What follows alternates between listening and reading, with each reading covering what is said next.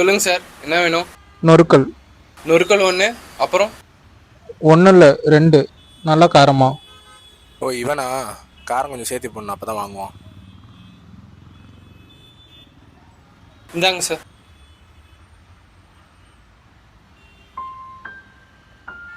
என் பேர் மருது. எனக்கு எங்கள் அப்பானா ரொம்ப பிடிக்கும். நான் சின்ன வயசில் இருக்கும்போதே ஆனால் அவர் என்னை விட்டுட்டு போயிட்டார். அதுக்கப்புறம் நானும் எங்கள் அம்மாவும் தான் தனியாக ரொம்ப கஷ்டப்பட்டோம். எனக்கு ஸ்கூல் ஃபீஸ் கட்டக்கூட காசு இல்லாமல் இருந்தப்ப சொந்தக்காரங்கன்னு சொல்லி ஒருத்தருமே ஹெல்ப் பண்ண வரல. அப்போ அப்பாவோட தூரத்து சொந்தம் பெரியப்பா ஒருத்தர் மிலிட்ரியில் இருந்தார்.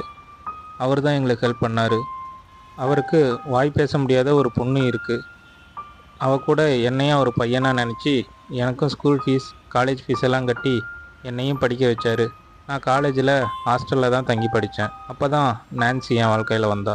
எனக்கு அவளை ரொம்ப பிடிச்சிருந்துச்சி.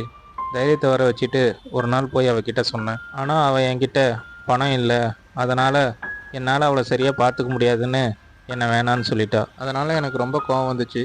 அவள் நம்ம வாழ்க்கை இல்லை அப்படின்னு அவளை தூக்கி போட்டேன். கஷ்டப்பட்டு படித்து டிகிரியை முடித்தேன். எல்லாரையும் போல் நானும் இன்ஜினியரிங் தான் படித்தேன்.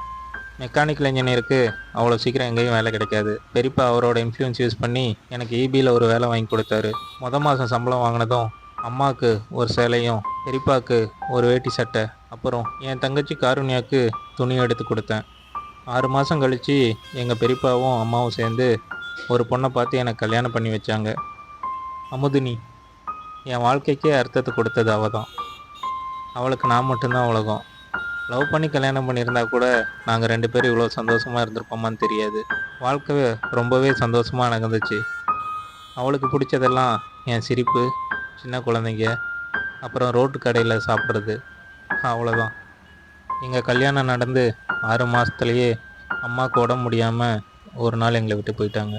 இது நடந்து இன்னையோட 4 வருஷம் ஆச்சு. சரியாக 1 வருஷத்துக்கு முன்னாடி. ஹலோ, சொல்லுங்கள். ஹலோ, மருது சாருங்களா? ஆமாம், சொல்லுங்கள். நாங்க தேவி ஹாஸ்பிட்டல்ல இருந்து பேசுறோம். அமுதினி உங்க ஒய்ஃபா சார்? அமுதினி என் ஒய்ஃப் தான். ஹாஸ்பிட்டலா? என்னாச்சு? அவங்களுக்கு ஆக்சிடென்ட் ஆயிடுச்சு சார். நாங்க எவ்வளவோ ட்ரை பண்ணி பார்த்துட்டோம், ஆனா எங்களால காப்பாற்ற முடியல. Sorry sir. அவங்க பிரெக்னெண்டா வேற இருந்திருக்காங்க.